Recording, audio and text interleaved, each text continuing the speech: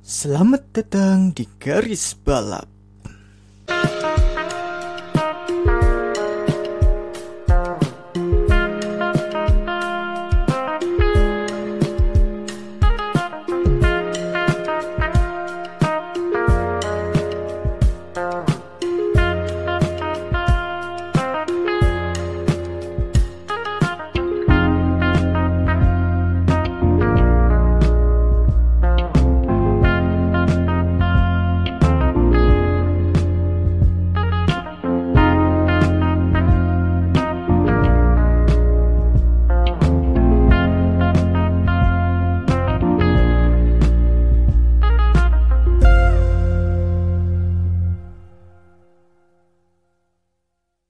Oke, kembali lagi di Garis Balap bersama test driver andalan Anda.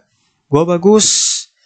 Nah, sehabis gua mereview tadi apa sih namanya? Bahrain ya. Sahir Grand Prix. Sekarang gua mau mereview musim Formula 2 2020. Musim Formula 2 2020. Formula 2 musim 2020.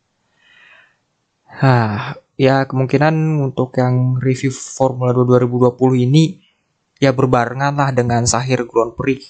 Jadi dalam sehari double upload gitu. Ya, semoga saya kuat. Oke, sebelumnya ya Formula 2 untuk musim 2020 ini telah selesai. Yang menjadi juara adalah Mick Schumacher yang sudah pasti ia akan ke F1 bersama Haas F1 Team. Juara bersama Prema, nggak heran. Dan ya musim yang luar biasa untuk Mick. Tapi yang perlu diketahui bahwa Mick ini juara di Formula 2 tanpa meraih pole position. Satu pole position pun dibanding dengan Callum Ilott yang berapa? 5 pole position ya, terbanyak di antara pembalap F2 musim ini. Jadi ya Mick Schumacher apa ya? Yang gue lihat dari penampilan dari Mick Schumacher ini sebagai juara F2 ini, gue lihat tuh ya konsistensi banget dia. Di awal sempat terpuruk di Red Bull Ring, meraih hasil yang tidak memuaskan di 2 balapan. Tapi dia bounce back di Hungaria, di Silverstone juga, ya awal-awal angin-anginan lah, tapi menjelang berlangsungnya musim, dia mulai tampil bagus dan akhirnya ia meraih 2 kemenangan, yaitu di Feature Race Monza dan Sochi. Ya, apa ya, musim ini juga ya nggak hanya soal Mick Schumacher sih. Musim ini juga berjalan dengan luar biasa. Terdapat sekitar 8 pemenang ya. Bentar, gue ngitung dulu ya. 1, 2, 3, 4, 5, 6, 7, 8, 10 malah. Sekitar 10, 11 malah. Apa 12? 12. Sekitar 12 pemenang ya. 12 pemenang Formula 2, yaitu dari Mick Schumacher, Callum Ilott, Yuki Tsunoda, Robert Schwartzman, Nikita Mazepin, Guan Yu Zhou, Christian Lundgaard, lalu Filipe Drugovich, Luka Giotto, Dan Ticktum, dan Jehan Daruvala, sama Nobuharu Matsushita. Yang ya musim yang luar biasa, dan sampai di titik-titik akhir ya, sampai di balapan-balapan akhir di Sahir Grand Prix untuk balapan Formula 2-nya. Yang menang pada ronde terakhir tuh Yuki Tsunoda sama Jehan Daruvala, yang Jehan Daruvala malah baru ngegas di akhir gitu loh. Sebelumnya di balapan sebelumnya dia tampil ups and down kan, tampil angin-anginan lah.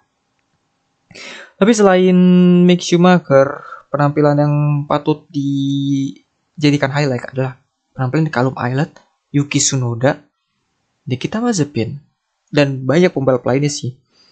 Callum Islet ya apa ya? Callum Islet ini bukan pembalap yang jelek ya, tapi apa ya, lucknya tuh nggak ada di dia gitu loh.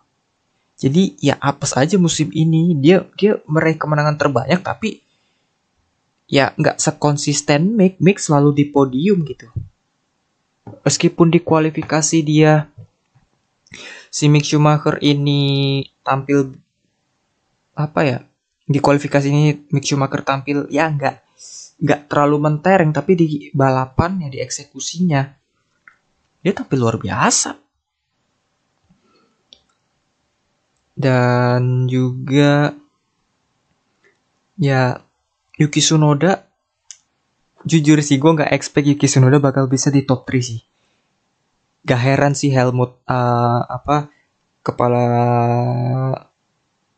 Red Bull, Christian Horner dan Dr. Helmut Marko menargetkan bahwa Yuki Tsunoda ini bakal bisa finish di top 4. Bukan bakal finish sih, kayak lebih menargetkan menargetkan ia finish di top 4 untuk musim ini. Dan ternyata dia sebagus itu. Gue gak nyangka sih, jujur aja sih. Karena ya prediksi gue ya Yuki Tsunoda nih ya gak bakal, justru malah gue khawatir loh Yuki Tsunoda ini akan terjebak sama Red Bull karena ditargetkan yang terlalu tinggi seperti itu. Tapi melihat penampilan musim ini, wow, luar biasa gitu loh. Meraih pole position juga, terus meraih 3 kemenangan, podium juga. Ya ini sih menurut gue untuk Yuki Tsunoda sih outstanding banget.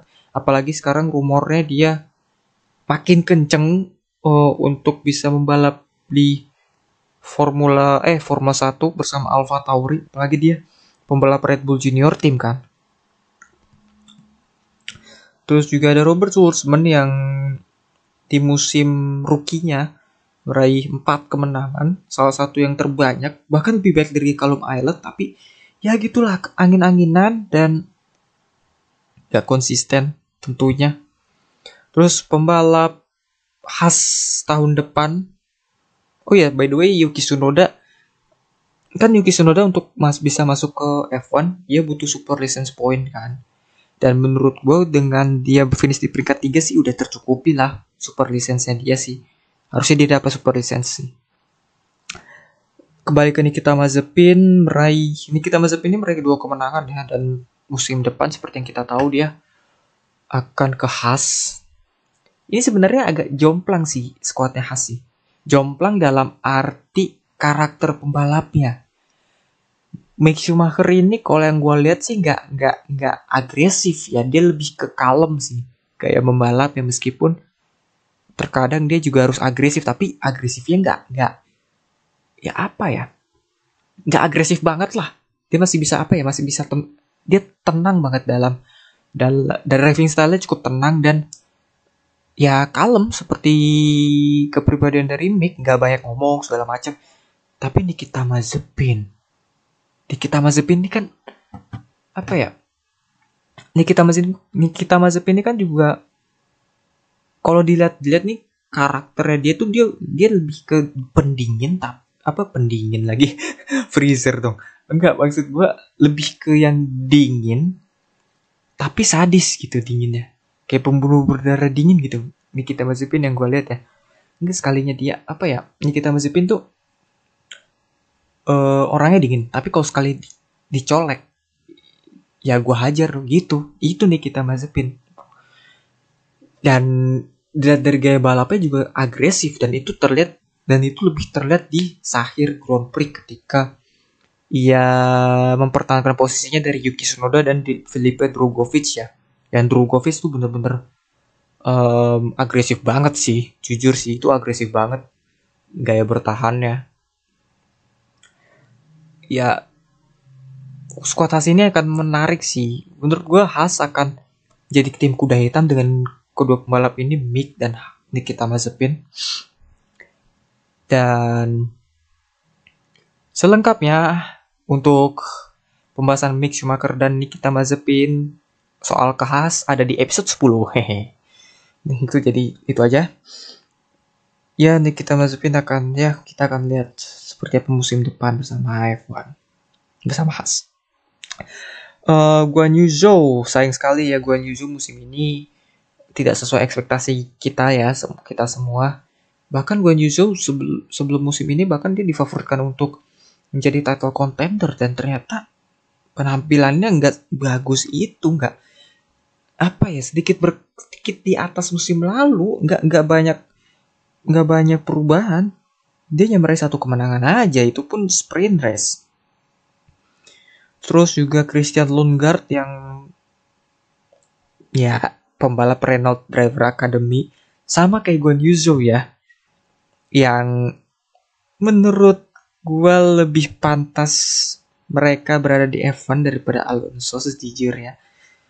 Tapi kalau untuk Lundgaard sih 1 tahun dulu ya 1 tahun dulu di F2 agar dia lebih matang dan ya bersaing sama Schwartzman mungkin untuk musim depan. Dan Lundgaard ini juga nggak jelek ya, meraih 2 kemenangan juga di Red Bull Ring sama Mugello ya. Yes, iya Mugello. Iya di Mugello ya, dan beberapa podium, which is good.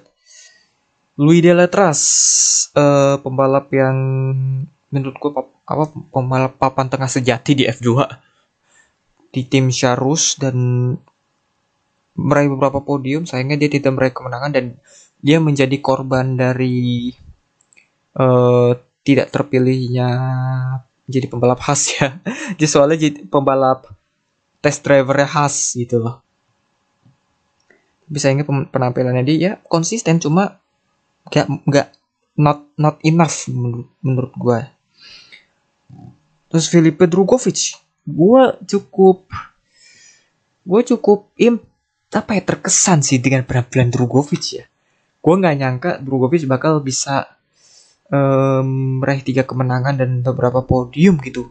Soalnya Filipe Drugovich ini di musim sebelumnya di Formula 3 bersama Carlin,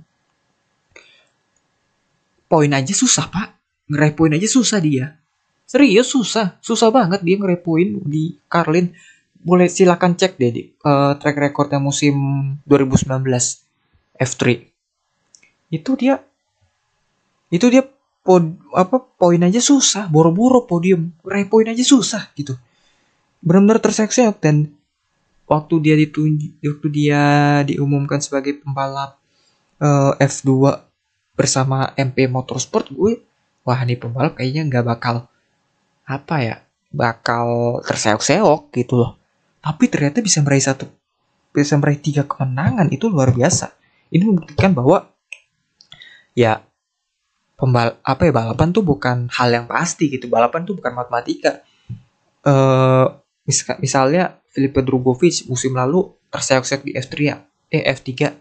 Tapi ketika dia di F2 musim ini belum tentu seanjlok musim sebelumnya di F3 gitu. Dan Filipe Drugovich juga bukan pembalap jelek.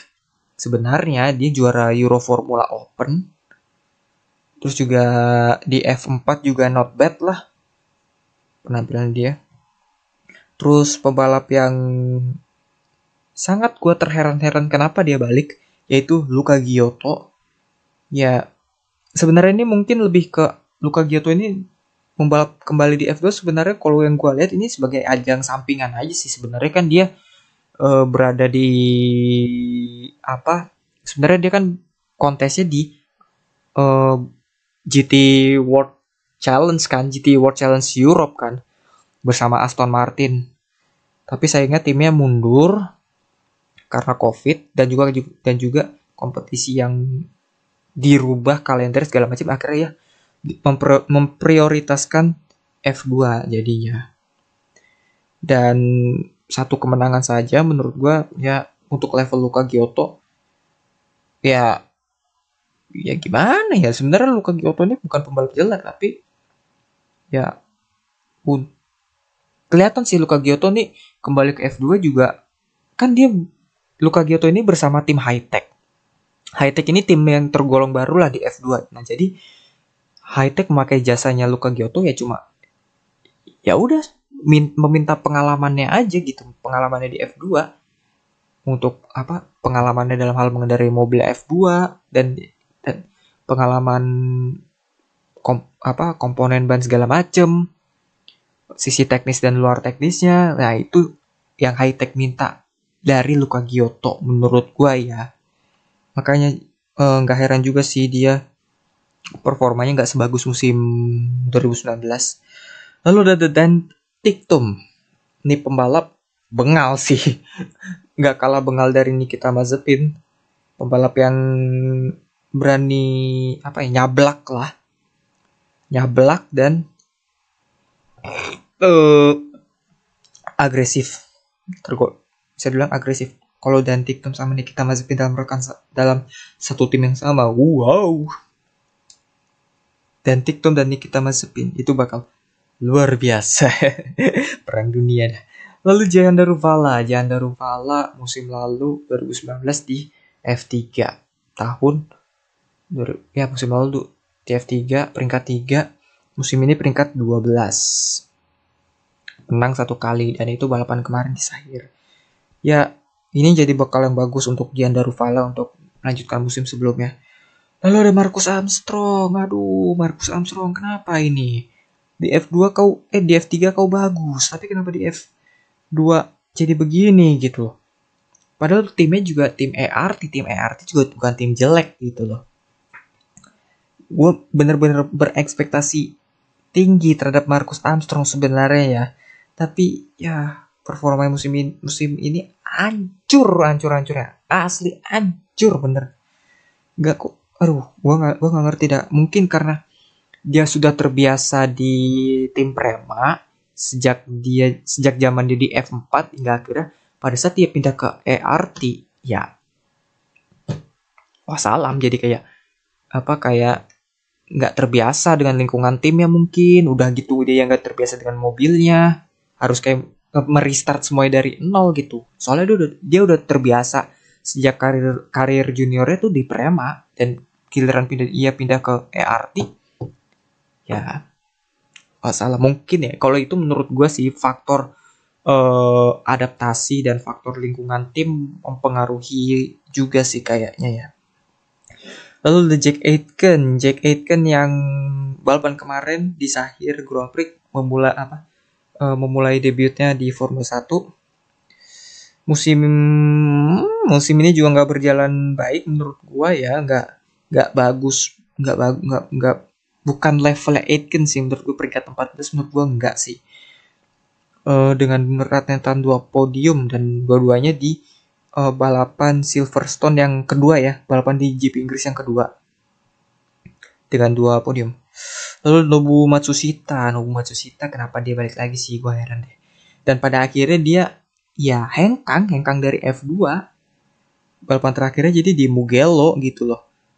Tapi balapan dia yang di Catalunya tuh, yang di feature race itu bener-bener seru parah gitu. Nah, Nobu Matsushita itu dia kalau salah dari peringkat 16 ya, start dari peringkat 16 bisa finish di peringkat 1, itu luar biasa sih.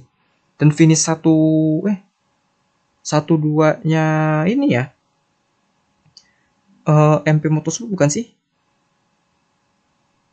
Kayaknya ya. Apa bukan? Gue lupa deh. Kayak pernah deh MP Motorsport finish peringkat 1 peringkat 2. Ah enggak, sorry. Dan di bukan. Dan di Katalunya itu dua dua balapan di Katalunya itu, F2 di Katalunya itu dimenangkan oleh dua pembalap MP Motorsport. Pertama Nobu Matsushita dan Felipe Drugovich. Dan balapannya cukup seru. Juri Vips, penggantinya Sean. Oh iya, soal Sean nanti kita bahas. Raih 1 podium.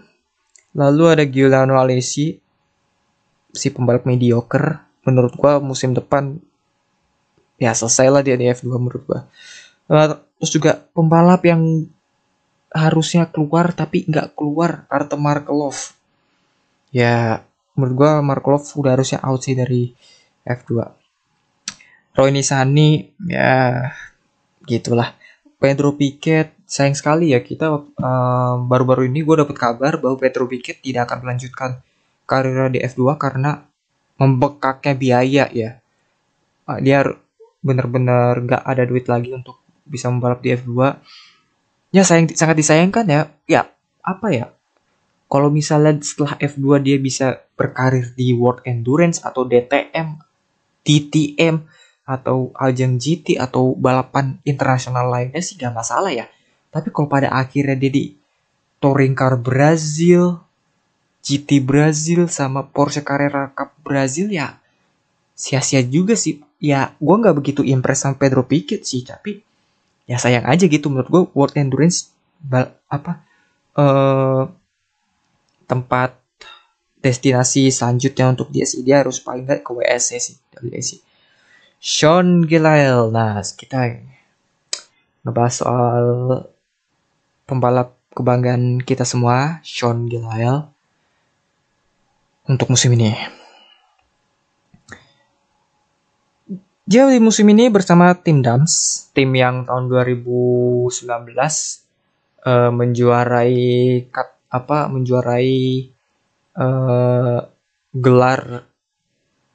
gelar tim ya 2019 dengan pembalap Sergio Sette Camara dan Nicolas Latifi dan membawa Nicolas Latifi ke Formula 1. Dan setelah musim yang gak begitu bagus bersama Prema, dia pindah ke Dams dengan harapan bahwa ya penampilannya akan bagus gitu sesuai dengan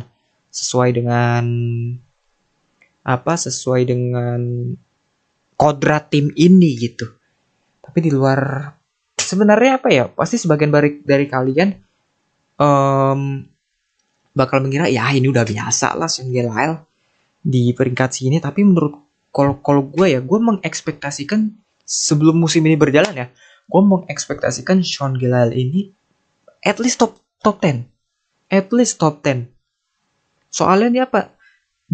Dia berada di tim yang bagus, tim juara, tim yang lebih berpengalaman di ajang ini.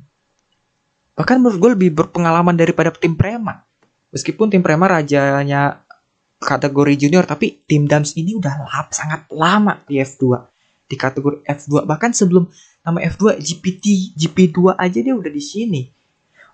Sebelum nama GP2 di kejuaraan F3000 dia udah bagus dan dia menurunkan pembalap berbakat Jean Alesi, Olivier Panis, terus siapa namanya?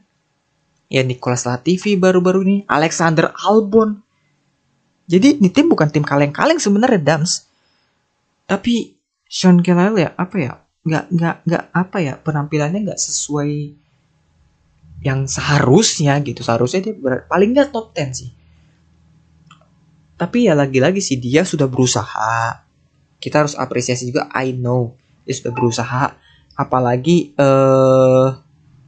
melihat fakta bahwa dia pernah cedera kan di balapan di Catalunya dan dia absen sekitar 4 ronde absen yang gantiin Juri Vips dan secara mengejutkan Juri Vips ya gue sih nggak terkejut sih Juri Vips dapat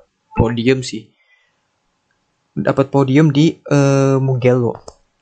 Nah kembali lagi ke Sean Gelael.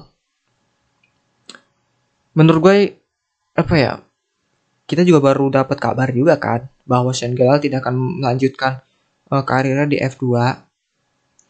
Dia akan pindah ke ajang lain, memulai lembaran baru.